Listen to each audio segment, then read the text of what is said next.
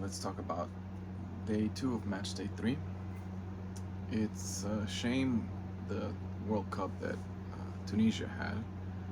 Uh, Hannibal Mejbri, I thought was a really good player, and it's unfortunate that things didn't go better for them. There's two matchups coming up for the next round. It'll be Netherlands against Morocco and Brazil against Japan. Morocco and Japan seem to be the teams that a lot of people thought would be the dark horses. And what I've noticed is that the dark horse um, is a team that nobody's able to predict. And these were two teams that a lot of people were predicting even to win their group. They are strong, but if they make it, say, to the round of 16 or the round of 8,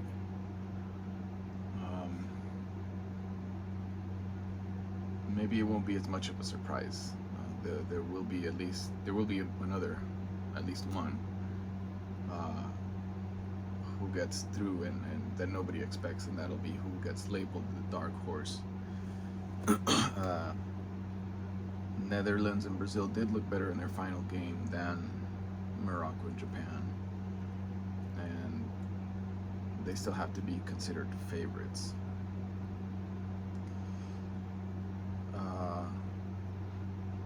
That was a really exciting game between Ecuador and Germany. I thought Ecuador played well all three of their games, but things didn't work out for them in the first two. So them scoring those 2 goals in that third game is justice to what we had seen. It looks like they'll go up against Mexico.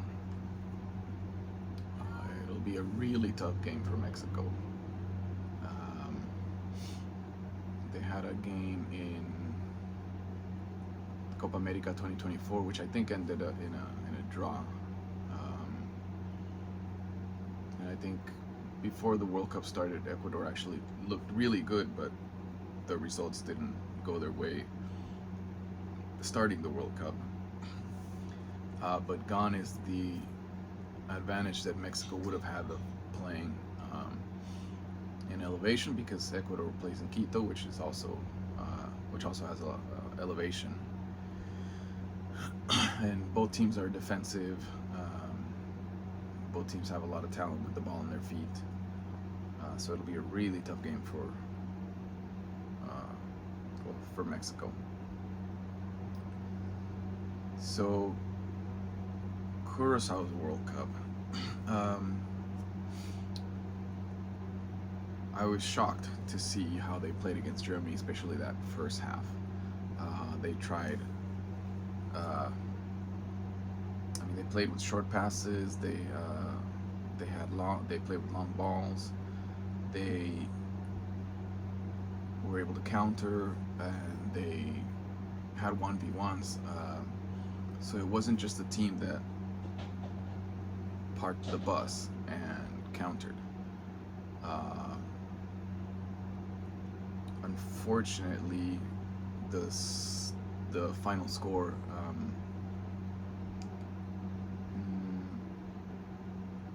kind of taints what Curaçao achieved. That first goal that they score against Germany was one of my favorite moments of the World Cup so far. When they went up against Ecuador in their second game, they changed from a 4-4-2 to a 5-4-1, and that 5-4-1 changed into a 5-3-2 when they attacked. And so while they received 7 goals in the first game, their defense does a 180, and they received 0 goals. That was also a shock. I've seen them in Gold Cups, and it's really nice to see a team like that have this type of performance in the World Cup. The lower room, and the goalie ends up breaking the record, I think, for most saves in a game where they received 0 goals. And then against Ivory Coast, even though they lose the game and become eliminated, I think what happened on the field was not as uneven. They had their chances, or at least they had ball possession. They went up. They tried to create plays.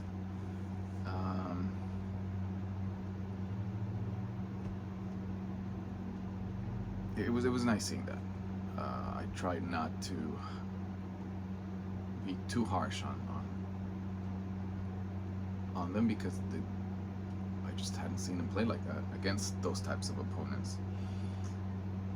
I really liked how Tahith Chong played. Every time he got the ball, he looked for a pass forward, and often left his teammates in a pretty good position to create some damage. So Australia is constantly what's the word, underestimated,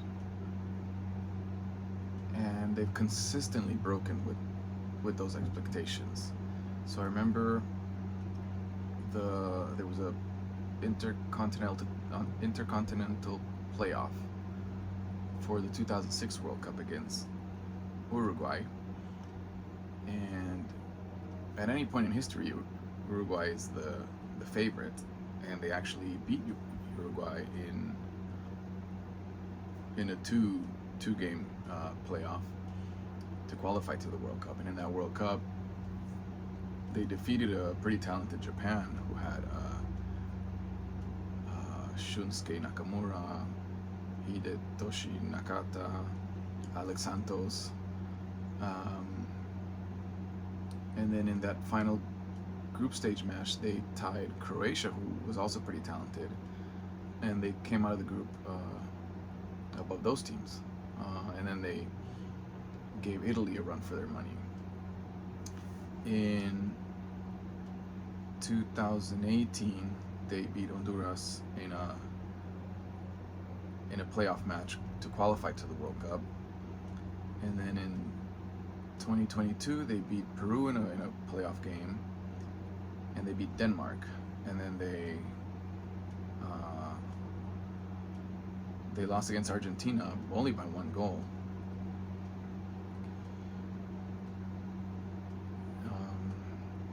There's also a game in 2014 against the Netherlands, which ended up 3-2.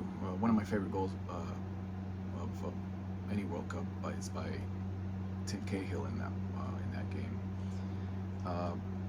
The point is that they've done pretty well, and they are consistently underestimated.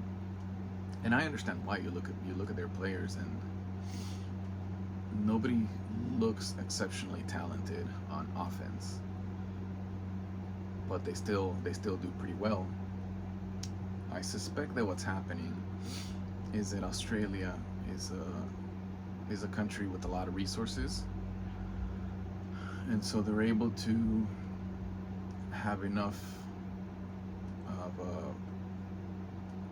talent, enough players to put together a national team, and then that national team has the resources they need to succeed.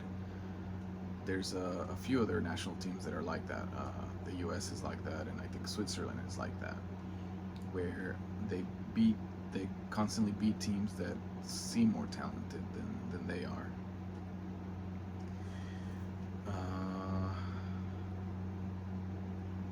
So that's day 2 of Matchday 3, and we'll see what happens the next days.